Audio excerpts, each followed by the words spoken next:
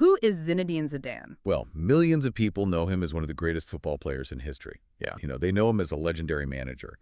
But very few people truly know the remarkable emotional story behind his incredible success. Right. Was Zinedine Zidane simply born with extraordinary talent?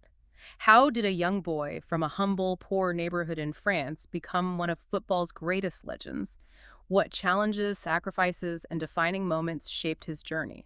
And, well, what lessons can we learn from his incredible life? Those are the exact questions we are going to answer today. We're going to look closely at the man behind the magic. We will explore the passion, the anger, and really the pure genius of his life.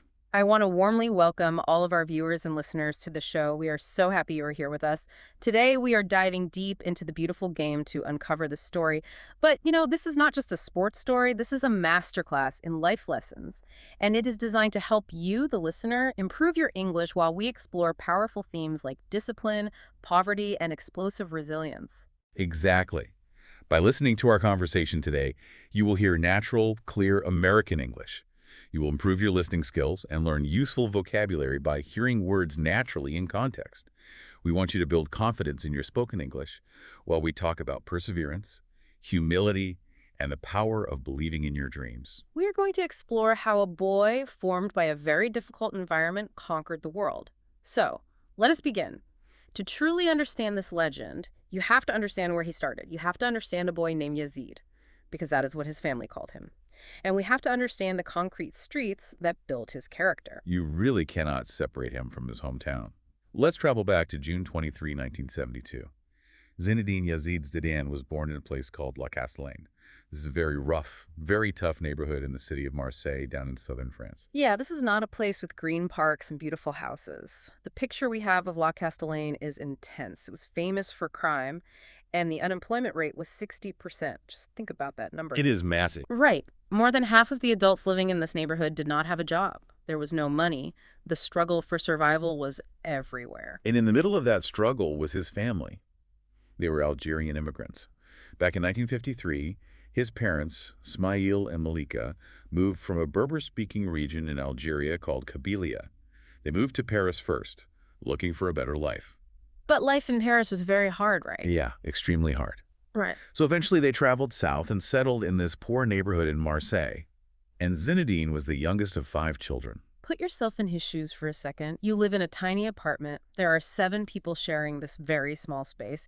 It was so cramped that they did not even have enough room to sit around a table together. I mean, just imagine that. He never once saw all 7 members of his family sit at the same table for a single meal. They had to eat their food in shifts. The older children would eat first, and then the younger ones. That detail just shows you the harsh reality of poverty. But inside that tiny, crowded apartment, there was a lot of love. There was stability. And his father, Smail, was the anchor of the family. He played a massive role in shaping his young mind. Smail worked night shifts. I have to imagine seeing your dad exhaust himself like that completely rewires your brain as a kid. It must have instilled an insane work ethic. He worked as a warehouseman carrying heavy boxes, and he worked as a security guard at a department store. Yeah, he stayed awake all night just to make sure his 5 children had food to eat. Witnessing that kind of sacrifice changes a child. It really does. Smail did not just work hard, though. He taught his youngest son 2 massive life lessons. Lessons that he carried on to every football pitch in the world. The first lesson was the absolute value of respect and humility. For you listening, humility means you never think you are better or more important than anyone else. And second lesson was a harsh truth about the world they lived in. Yes. His father told him that because he was an immigrant, the world would not treat him equally. He told him that an immigrant must work twice as hard as everyone else just to survive. And he told him to never, ever give up. Work twice as hard and never give up. That is the ultimate definition of perseverance. You keep pushing forward no matter how tired you are. And for this young boy, his way to push forward was found on a concrete square right in the middle of his neighborhood. Right, a place called Place Tartaine. He started playing football on that concrete square when he was just 5 years old. But we need to understand the environment here. It wasn't just for fun. No, not at all. This was not a relaxed game after school. For him, and for the other immigrant children playing on that concrete, football was a lifeline. It was a rope thrown down into a deep hole. It was his only realistic hope to pull his entire family out of poverty. Think about the extreme pressure that puts on a young child. You are 10 or 11 years old. When you kick that ball, you are not just playing. You are carrying the weight of your family's future on your small shoulders. Football was not a hobby. It was pure survival. And, well, the pressure was not just financial. The challenges he faced on those streets went far beyond being poor. Because of his background, he faced heavy, terrible prejudice. Yeah. He was a North African kid. He was a Muslim kid from a ghetto. People looked down on him. And people can be very cruel. Opposing players or people watching the games would shout terrible insults at him. They insulted his race, his origins, and his family. This is where we see the intense internal conflict begin. He was actually a very quiet, highly sensitive boy. He loved his family deeply. So when someone insulted his family or his heritage, he did not just walk away. Yeah. He reacted. He exploded. He would physically attack the people who insulted him. He had a really hot temper. He fought back with his fists. The fiery anger that the whole world would eventually see on the biggest stage, well, that fire was born right there on the concrete in Marseille. He was fighting to defend his identity. He was protecting his honor. But, a hot temper cannot build a professional career. Raw talent is not enough. To become a legend, a player needs immense discipline. He had to learn how to control that violent fire inside of him. So, how does a street fighter transform into a disciplined professional? How does he learn to channel that anger? Well, he had to leave his neighborhood. When he was 14 years old, he attended a special training camp. A football scout named Jean Verrat watched him play. Verrat saw this raw, wild, incredible talent. And he took him away from Marseille. He did. He immediately brought him to a professional club called SS Cannes. So he leaves his crowded apartment and joins a professional academy. But you don't just turn off the street fighter mentality overnight, right? The anger was absolutely still there. Oh, it was very much still there. When he first arrived at SS Cannes, he did not walk onto the field as a superstar. In fact, he spent his first few weeks doing cleaning duty. Wait, cleaning duty? A professional football club made their most talented young player scrub floors. What? Because he punched a player. During a game, an opponent mocked his ghetto origins. The opponent insulted where he came from, so he punched him. The club director and the coaches knew they had to teach him a serious lesson, so they handed him a mop and a bucket. That is actually brilliant. It forces him to face his lack of discipline. Imagine a young kid who thinks he is a star, forced to clean the floors because he could not control his emotions. It humiliated him, but it grounded him. Exactly. His coach told him something he never forgot. He told him that he had to channel his anger. He had to take all that fire, all that rage about poverty and prejudice, and focus it into the football. He had to let his feet do the talking, not his fists. That is a profound lesson in resilience. You make a terrible mistake, you take your punishment, and you grow stronger from it. But for a highly sensitive kid away from his family for the first time, he needed more than just punishment. He needed a stable environment. And he found one. The club director at Cannes, a man named Jean-Claude Ilaneo, recognized how fragile he was. He was living in a dormitory with 20 other loud, aggressive teenage boys. It was chaotic. I can only imagine. So Ilaneo did something extraordinary. He invited this young player to leave the dormitory and come live in his own house with his own family. Wow, that changes everything, going from a chaotic dormitory back to a warm family environment. He later said that living with the Ilaneo family gave him equilibrium. And that is a wonderful word for our listeners. Equilibrium means total balance, a calm state of mind. He finally found peace. And once his mind was peaceful, his physical talent just exploded. He was completely focused. He made his professional debut in May of 1989. He was only 16 years old. Just 16, playing against grown men. Right. And then in February 1991, he scored his very first professional goal. I love the story about this first goal. The club chairman had made a promise to him. He told him, "When you score your first professional goal, I am going to buy you a car." I'm sure he thought it was a joke, but after the match, at a party, the chairman literally handed him the keys to a brand new car. It was a red Renault Clio. Imagine the joy. A kid from the poorest streets of Marseille, whose family had nothing, is suddenly given a car just for playing the game he loves. It proved to him that his father was right. Hard work truly pays off. His rise from that moment was incredibly fast. By the time he was 18 years old, his parents never had to work another day in their lives. Think about his father, Smail, working those exhausting night shifts. Because of his son's perseverance, Smail could finally rest. He lifted his family of 7 completely out of poverty. He achieved his ultimate childhood dream. But in football terms, he was just getting started. Cannes was a relatively small club. His talent was simply too big for them. So it's time to move on. Yeah. In the summer of 1992, he transferred to a historic, much larger French club called Bordeaux. The transfer fee was 7 million euros. And it was at Bordeaux that he truly became an orchestrator. An orchestrator. Let's break that down for our listeners. We are not talking about a guy playing a violin in a symphony. In football, what exactly is an orchestrator? Think of a master chess player who can see 5 moves ahead of everyone else. An orchestrator controls the entire rhythm of the match. He decides if the game should be fast or slow. He does not just run around trying to score goals himself. He designs the attacks.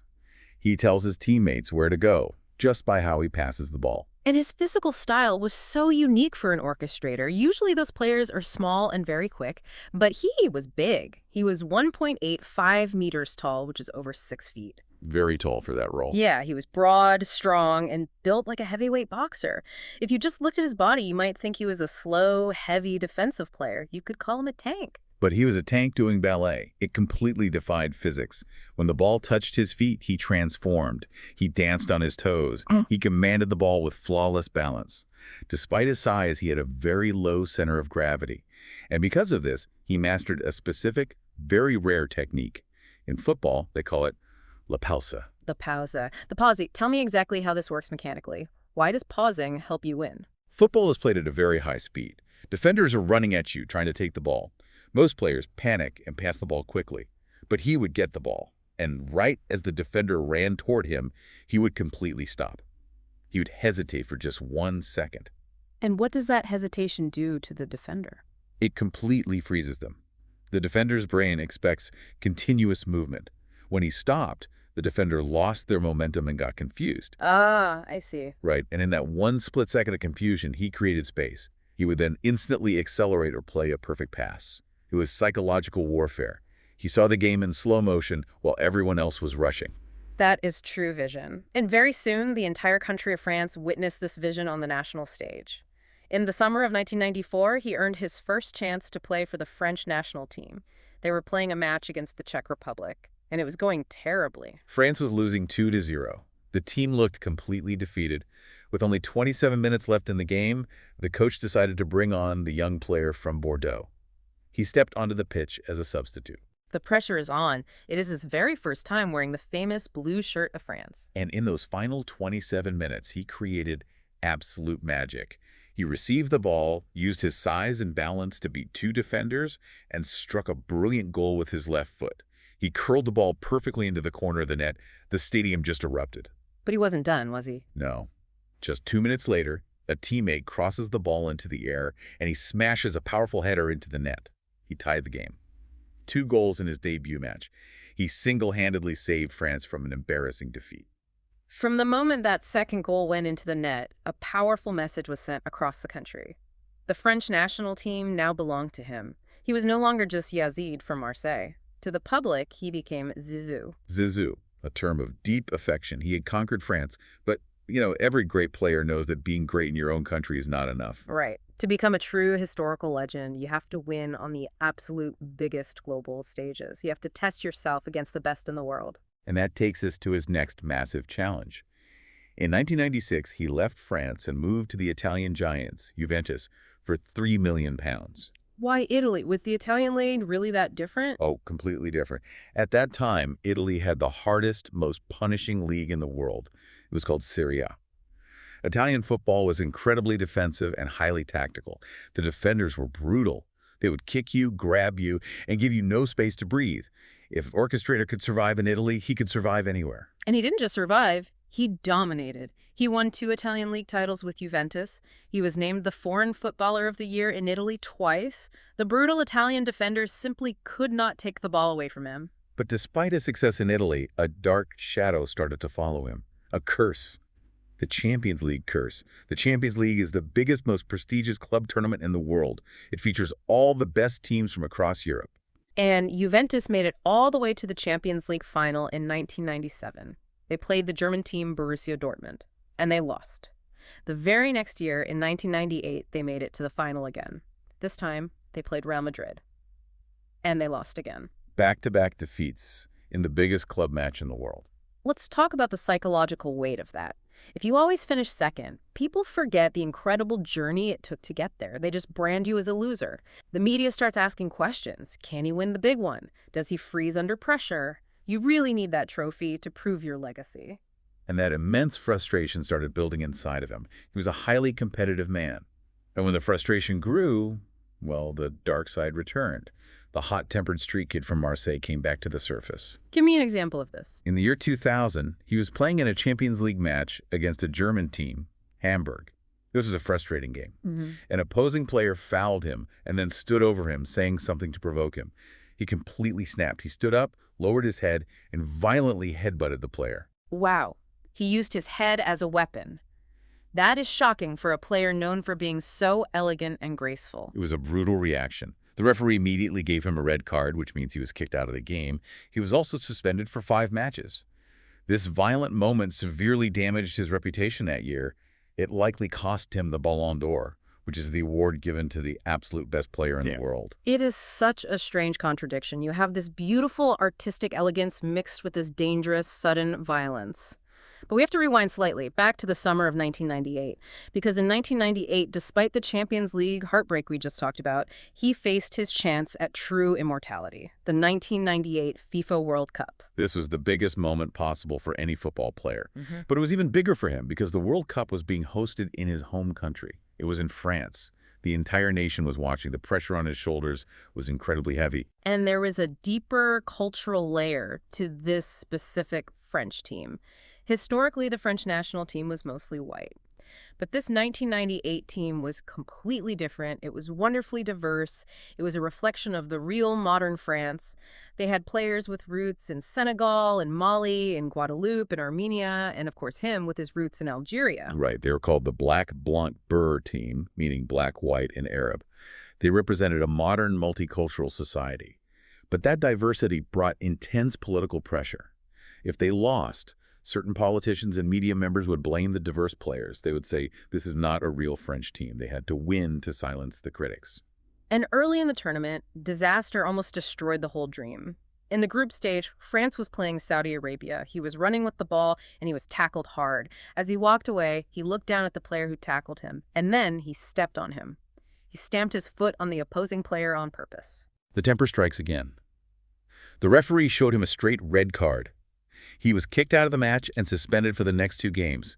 He became the first French player in history to receive a red card in a World Cup finals match. The nation was terrified. Their best player, their orchestrator, was gone. People were furious. He almost threw it all away because he couldn't control his anger.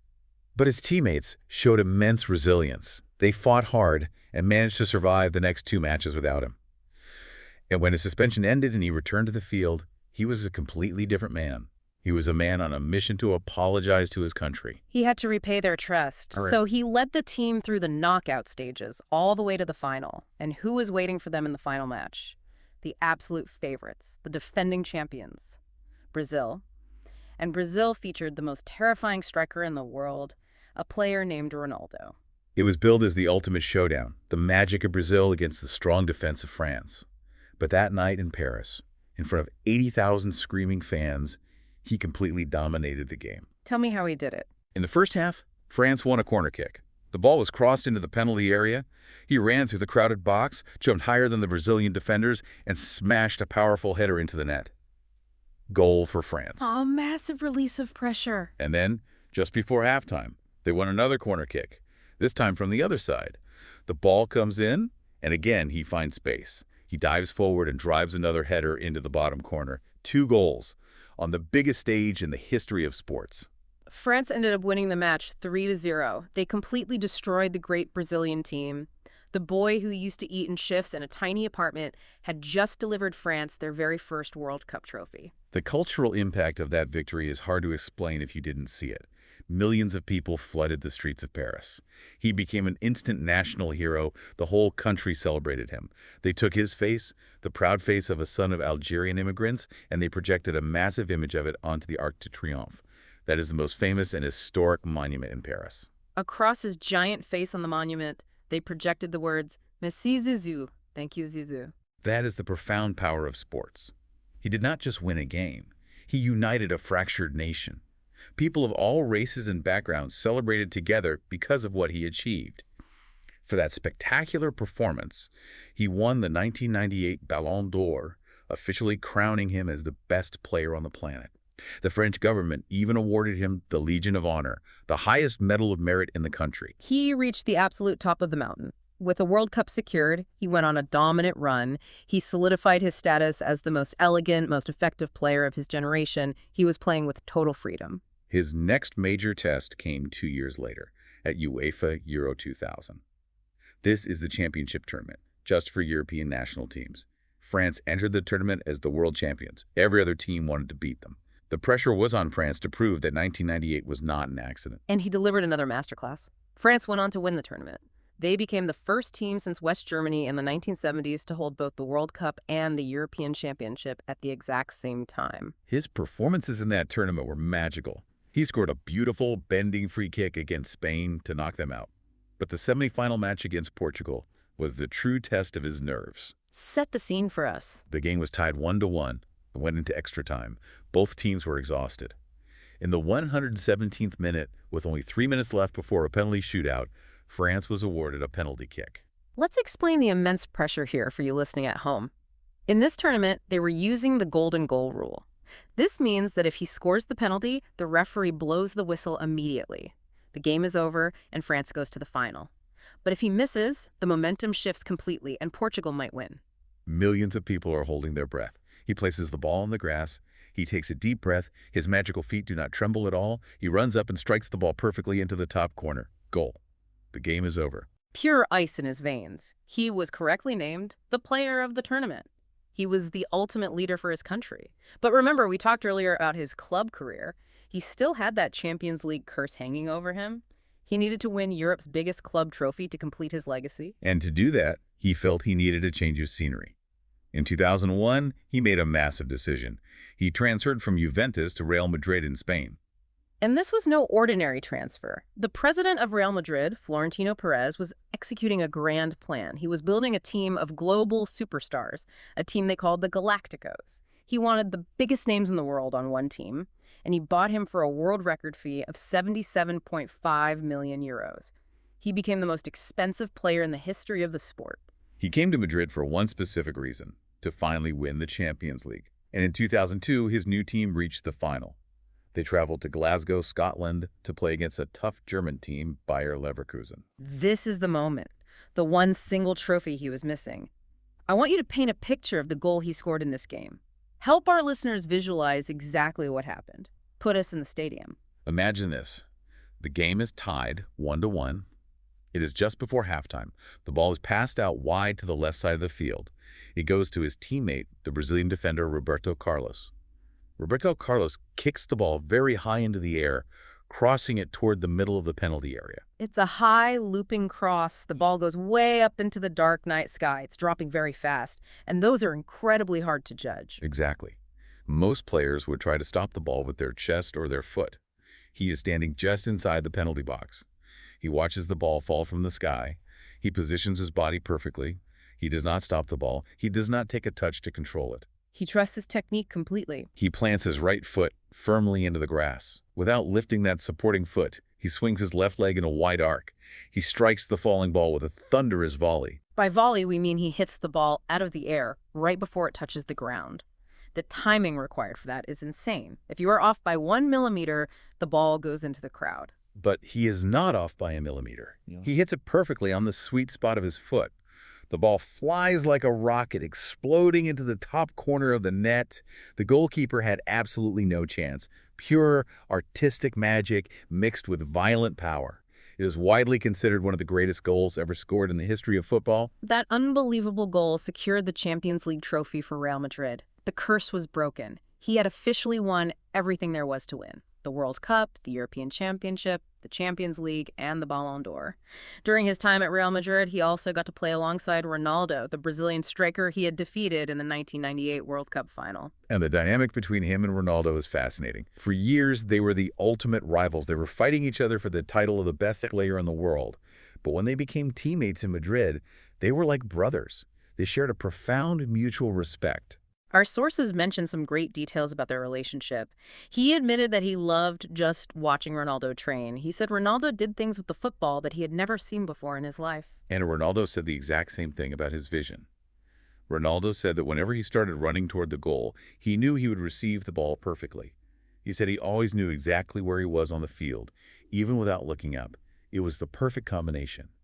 The ultimate vision of the orchestrator and the ultimate finishing of the striker, working together in harmony.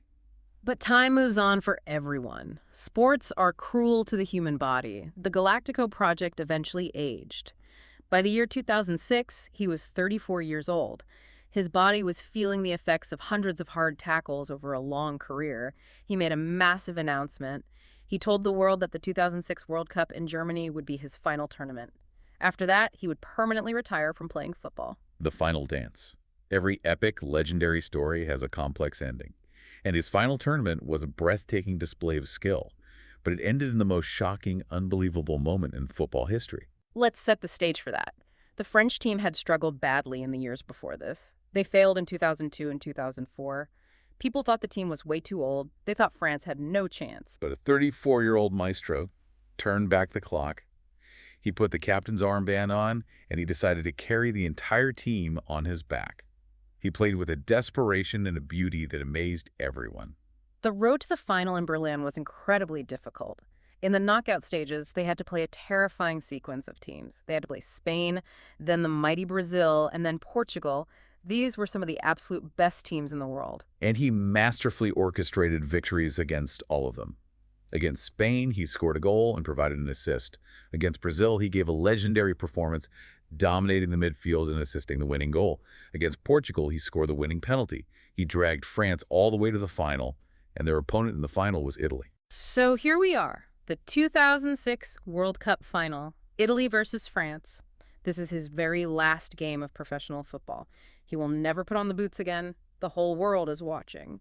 And this match was full of extreme emotional highs and extreme lows. Let's start with the highs. Tell me about the audacity of his opening goal. Audacity means being incredibly bold, being brave, almost taking a crazy, unreasonable risk. Just 7 minutes into the World Cup final, France is awarded a penalty kick. He steps up to take it. He is facing the great Italian goalkeeper, Gianluigi Buffon, one of the best shot stoppers in the world. The pressure is unimaginable. If he misses, it could ruin his final game. And what does he do? He doesn't smash the ball with power to make sure it goes in. He does something called a panenka. As he runs up to the ball, the goalkeeper dives aggressively to the side. He gently, softly chips the ball right down the middle of the goal.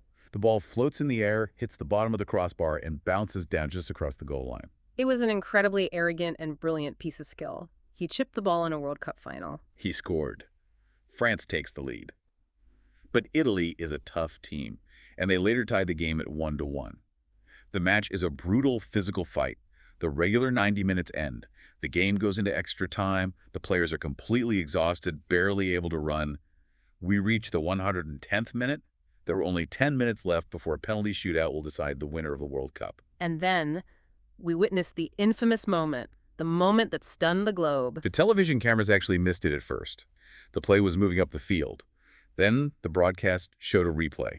He and the tough Italian defender Marco Materazzi were jogging back up the field away from the ball. They were exchanging words. Suddenly, he stops walking. He turns around. He takes a few steps toward Materazzi. He lowers his bald head, and he violently, powerfully headbutts Materazzi right in the chest. Materazzi falls hard to the ground. The referee stops the game. He consults with his assistants. And then he walks over to him and pulls out the red card. It was his 14th career red card. He became only the 4th player in history to ever be sent off in a World Cup final. His last act as a professional footballer was to walk off the pitch in disgrace. The image is burned into my brain. He walked down the tunnel toward the locker room. As he walked, he had to walk right past the Golden World Cup trophy sitting on a pedestal. He walked past it with his head bowed down, not looking at it. France went on to lose the match on penalties. Italy became the world champions. It was a shocking, deeply human failure. The whole world asked the same question. Why? Why did he do it? Why throw everything away in the final 10 minutes of your entire career? It was revealed days later that Materazzi had insulted his sister. The Italian defender used dirty, stupid words, as he later called them, talking about his sister. And in that moment of extreme physical exhaustion, the sensitive boy from the tough streets of Marseille took over. the fire returned. He defended his family's honor no matter what the cost was. The public reaction to this violent act was extremely complex. Let's explore the sociological impact using an excellent article from our sources, a piece in GQ magazine. The article discusses a concept called the myth of the good Arab. As a highly successful immigrant in France, he was constantly navigating this dangerous myth. Right. Break that down for us. When he was winning trophies and scoring beautiful goals, he was celebrated as the perfect Frenchman. He was calm, he was elegant, he was the ideal example of assimilation. But the moment he made a mistake, the media narrative shifted rapidly. Exactly. For a brief moment after the headbutt, parts of the press painted him as a violent suburbanite. They cast him as the angry, uneducated immigrant who didn't know how to behave in civilized society. It highlighted the very fragile position of immigrants, even when they are national heroes. The underlying message is that you have to be absolutely perfect, or your identity and your background will be used as a weapon against you. But wait, I want to push back on this because there is a really surprising statistic in the sources. If any other player in the world had cost their country a World Cup final by violently headbutting someone, they would be hated forever. They would be exiled. But that isn't what happened here. 61% of the French public immediately said they forgave him. Why did he get a pass? That is the most fascinating part of his legacy. He got a pass because the public felt his raw humanity. They understood that his fatal flaw, his violent temper, was deeply connected to his intense passion. They knew he didn't do it for selfish reasons. He did it to protect his sister's honor. Even the president of France, Jacques Chirac, refused to condemn him. The president praised his fighting spirit and told him the entire country was proud of him. He even won the Golden Ball Award for being the best player of the entire tournament, despite getting a red card in the final. People simply loved him too much to let one mistake ruin his legend. He later gave an interview where he talked about the incident. He was very clear. He said he would rather die than apologize to Materazzi for defending his sister. He felt the insult deserved a physical response. But at the same time, he said he deeply regretted doing it. He regretted it because of the children. He knew millions of kids were watching him, and he was deeply sorry for showing them violence. He knew he was a role model. It is a profound, beautiful contradiction. You have the elegant, artistic maestro and the fierce, protective street fighter existing simultaneously in the exact same person. But the irony of him walking past that World Cup trophy in disgrace is that his football story didn't end in failure. A true legend's impact doesn't stop when they hang up their boots. And that brings us to the next chapter of his life. He transitioned seamlessly into a leader on the sidelines and a force for good in the world. Let's look at his managerial career first. After taking some time away from the game, he returned to become the manager of his former club, Real Madrid. Now, being a great player absolutely does not mean you will be a great coach. In fact, many great players fail as managers because they cannot explain their genius to others. But he achieved the impossible. He won 3 consecutive Champions League titles as a manager. 3 in a row. Winning it once is a miracle. Winning it 3 times back-to-back has never been done before in the modern era of the tournament. How did he do it? How do you manage a locker room full of massive egos? He did it with quiet, authentic authority. He didn't yell. He didn't throw things. He brought the same calm balance, that equilibrium to the locker room. The players respected him endlessly because he had walked in their shoes.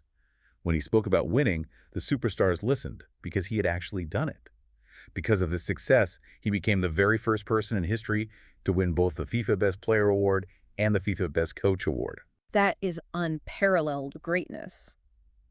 But his legacy goes far beyond football tactics and shiny trophies. He has dedicated his post-playing life to helping others, especially those who grew up in difficult situations like he did. He became a United Nations Goodwill Ambassador. Yes, and he took that role very seriously. He traveled to the country of Mali in West Africa to help tackle severe poverty. But he didn't just go there to smile for the cameras and take photos with politicians. He went there to highlight highly practical, technological solutions for poor villages. I love this detail. It isn't just about handing out money. It is about providing tools for survival. Our sources detail a specific machine he promoted. It is a multi-purpose engine that provides affordable power to local villages. And this engine is brilliant because it runs on biofuel. It specifically runs on oil extracted from a local plant called jatropha. They don't need expensive gasoline. They can grow the fuel themselves. And explain why this specific engine is so crucial for the women in these villages. In these rural areas, women spend hours every single day doing grueling, hard physical labor. They spend hours just milling grain or processing rice by hand so their families can eat. This simple biofuel engine does that heavy physical work for them. It also recharges batteries so the village can have light at night. He saw firsthand how this machine gave women back 2 to 6 hours of their day. It improved their quality of life immediately and helped fight poverty at its very root. He used his massive global fame, all the cameras that followed him, to bring the world's attention to this crucial project. He has also spent 20 years working closely with an association called ELA. This charity fights a rare, devastating genetic disease called leukodystrophy, which affects the nervous system. And back in France, he opened a sports facility called the Z5 Club. The goal of this club is to promote access to football for everyone, especially kids from poor neighborhoods who might not have the money to join expensive academies. He never forgot where he came from. He never forgot the concrete of Glasertannen in La Castellane. He remembers what it feels like to be a kid with nothing but a ball and a dream. That is the ultimate display of true humility. Remembering your roots, staying grounded, and using your massive success to lift other people up. So we have traveled a long way today. We have explored the tough streets of Marseille. We have seen the magical goals in Bordeaux, the tactical battles in Italy with Juventus, and the ultimate glory with Real Madrid. We have felt the immense triumph of the 1998 World Cup and the shocking heartbreak of 2006, and we have seen his profound charity work. Let's pause and reflect on the totality of this incredible journey. When we look at this life, we do not see a perfect, flawless machine. We do not see a superhero without any weaknesses. We see a deeply human genius. And that brings me to a final provocative thought I want you, the listener, to take away from this deep dive. When you think about his hot temper, the red cards, and the infamous headbutt, and then you think about his elegant grace, the beautiful passes, and the breathtaking volleys, you realize they are not opposites. They all came from the exact same place. They both came from the passionate, hard-working boy from the tough streets of Marseille. The burning fire that made him fight back against cruel insults is the exact same fire that made him refuse to accept defeat on the football pitch. You cannot have the elegant maestro without the fierce street fighter. His flaws did not ruin his legacy. In fact, his mistakes made his journey of resilience and determination deeply relatable. He teaches us that you don't have to be perfect to achieve greatness. You will make mistakes, you will stumble, but you just have to persevere. You have to work hard, respect where you come from, and never give up. That is the enduring legacy we take away today. The boy who lifted his family out of poverty, and the maestro who lifted the hearts of millions around the world. A man who proved that with discipline and belief, you can conquer the world without ever forgetting who you truly are. Thank you for listening. We invite you to continue improving your English by watching the next episode of the English podcast Football Legends series.